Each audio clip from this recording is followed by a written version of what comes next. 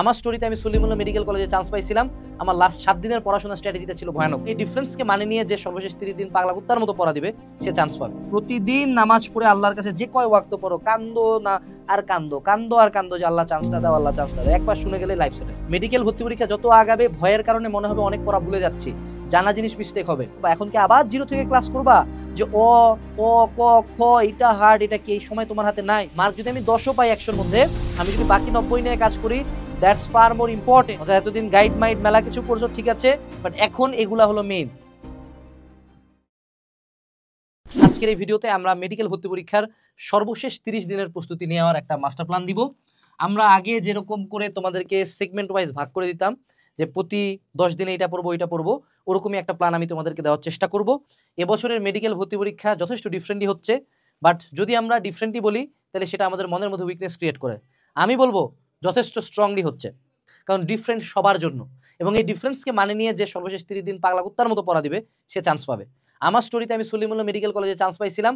আমার লাস্ট 7 দিনের পড়াশোনার স্ট্র্যাটেজিটা ছিল ভয়ানক। প্রথম যে পয়েন্টটা, যে তুমি আসলে কোথায় আছো বাবা, সেটা তোমাকে আগে অ্যাসেস করতে হবে। তুমি এতদিন প্রতিদিন কোচিং গেছো আসছো, কয়েকদিন পরে কিন্তু তোমার কোচিং বন্ধ হয়ে যাচ্ছে। তো তুমি আগে আজকে প্রথম এই ভিডিওটা দেখার পর একটা কাজ করবা, তুমি একটা খাতা কলম নিবা, নিয়ে যে আসলে তুমি কি কি পড়ছো, কতটুকু পড়ছো, কোনগুলা ফাঁকি দিছো, এটার একটা টোটাল আউটলাইন বের করবা। মেজরিটি অফ দ্য কেসে আমরা খুব প্যানিক করি বা আমরা ভয় পাই বা আমরা পথ খুঁজে পাই না, কারণ আমি জানিও না যে আমি ম্যাপের কোন জায়গাটাতে। এখন তোমাকে আগে বের করে যে ম্যাপের এই পয়েন্টে আমি এবার সামনে যাবো না ডানে যাবো পরে নির্ধারণ করা যাবে। তুমি আগে অ্যাসেস করো তুমি কোন জায়গায়। যদি পড়া বেশি থাকে সেটাও লেখো, পড়া যদি কম থাকে সেটাও লেখো, উভয় ক্ষেত্রে তুমি পথ খুঁজে পাবা। এবার আসি আমাদের সাবজেক্টগুলো নিয়ে, ফিজিক্স, কেমিস্ট্রি এবং বায়োলজি। মেইন ফিজিক্সের ক্ষেত্রে মনে রাখবা লাস্টের দিকে আসে দুইটা জায়গায় ফোকাস করবা। এক হলো মেইন বই, আর হলো অনুশীলনীর এমসিকিউ। কেমিস্ট্রির ক্ষেত্রে একটা জায়গায় ফোকাস করলেই হবে, হাজারি স্যার।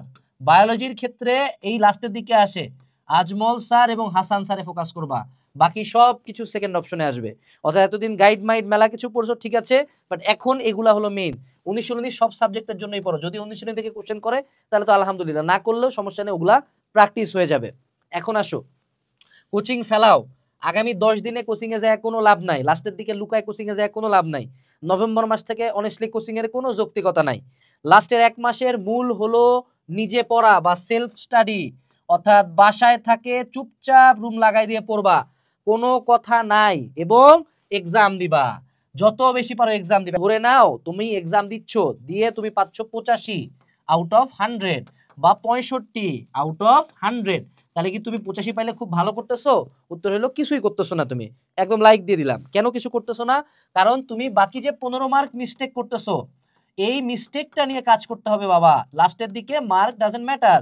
মার্ক যদি আমি 10ও পাই 100-র মধ্যে, আমি যদি বাকি 90 নিয়ে কাজ করি, দ্যাটস ফার মোর ইম্পর্টেন্ট।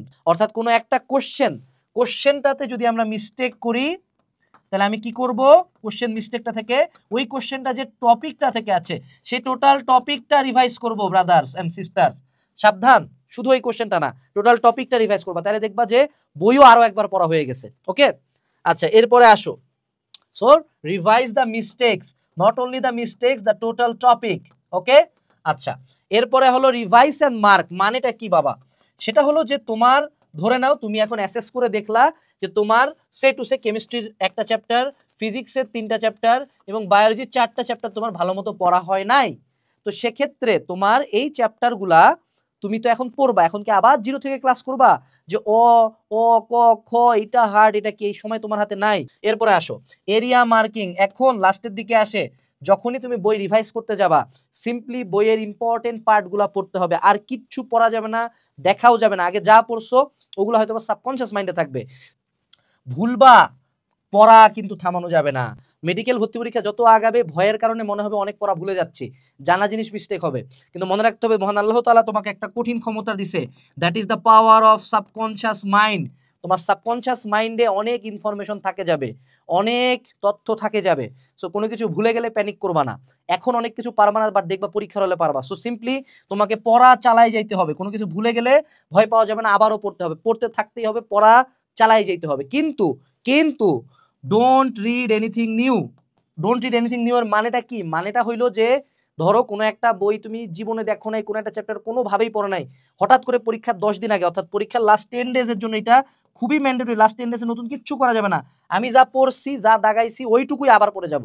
হঠাৎ করে কেউ বললো যে নূরে পারভিন খানম ম্যাডামের বই পড়তে হবে, ধারাম করে বই কিনে এনে পড়া শুরু করলো, এটা একদম সুইসাইডের সামিল, নতুন বেশি কিছু পড়া যাবে না।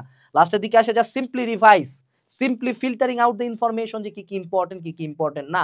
অর্থাৎ এখন আমাকে ব্রেনকে সিগন্যাল দিতে হবে যে এগুলা এগুলা মনে রাখবি, এইটুকু ভুলে গেলেও পারিস। এটার জন্যই কিন্তু এরিয়া মার্কিং পদ্ধতি বা অ্যানালাইসিস বই আমরা এখন সাজেস্ট করতেছি, কারণ লাস্টের দিকে আসে লাইভ ক্লাসের তো সময় নাই।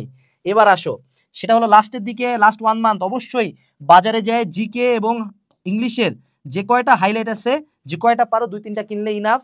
জুবাইরটা কিনতে পারো, আর অনেকের হাইলাইট আছে, যে কোনো একটা হাইলাইট কিনে চলে আসবা এবং লাস্টের দিকে শুধু হাইলাইটগুলো রিভাইজ করবা। জিকে যদি আগে পড়ে থাকে কোনো সোর্স থেকে, সেগুলোতে যে জিনিসগুলো কঠিন লাগার কারণে মার্ক করছিলা সেগুলো রিভাইজ করবা, বাট হাইলাইট লাস্টের দিকে বেশি ফোকাস দিবা জিকে এর জন্য। ওকে, আমরা যে 30 ডে মাস্টার প্ল্যানটা দিতে চাইছিলাম সেটা দেই।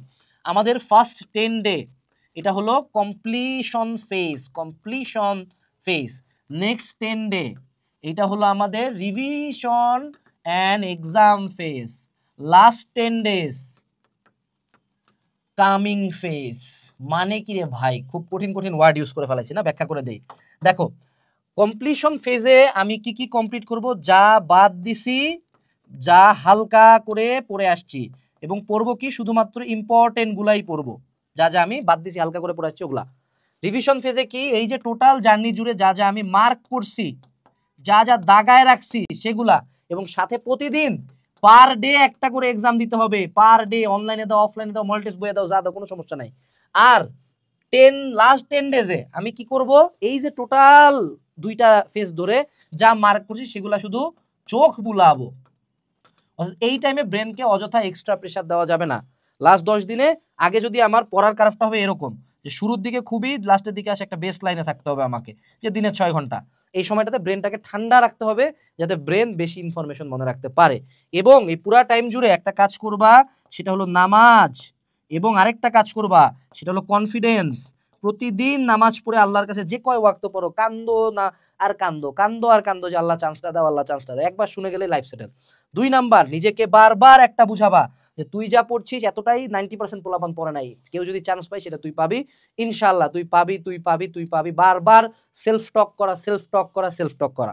কারণ তুমি যদি বিলিভ না করো তুমি চান্স পাবা, এহো জীবনে মহান আল্লাহ তাআলা বাদে কেউ তোমারে চান্স দিবে না।